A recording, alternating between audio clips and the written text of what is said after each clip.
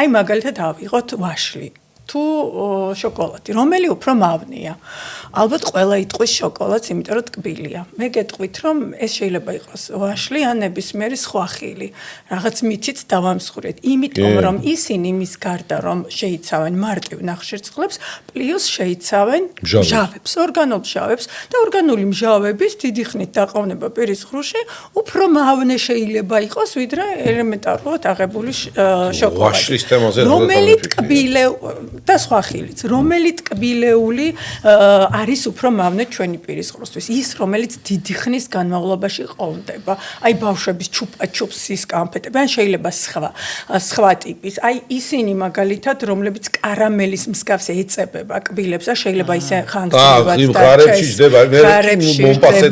აი ადრე იყო ჩვენს ბავშვობაში თუ არ ვწდები ნუგაერ ხო ამ კანფეტებს ეს. ასევე გოზინაყი, მოდით ავიღოთ გოზინაყი, მიუხედავად იმისა, რომ თაფლზე არის და თაფლის ძალიან ბევრი დადებითი თვისებები გვესმის, მარტივი ნახშირწყლები არის და შეიძლება გოზინაყიც დიდი ხნით ჩაიჟონოს კბილთა შორის მიდამოებში და დარჩეს. მე მაგალითად შემიძლია ვთქვა, რომ მრავალი წელი ეგ არის, ესე არა მაქვს. იმიტომ რომ ამას ვუთმობ ჩემ ყოველდღიურ რუტინაში დიდ დროს. ეს არ არის 2 და 3 წუთი. ეს არის ბევრად მეტი 7, 8 და 10 წუთი ყოველდღიურ საღამოს.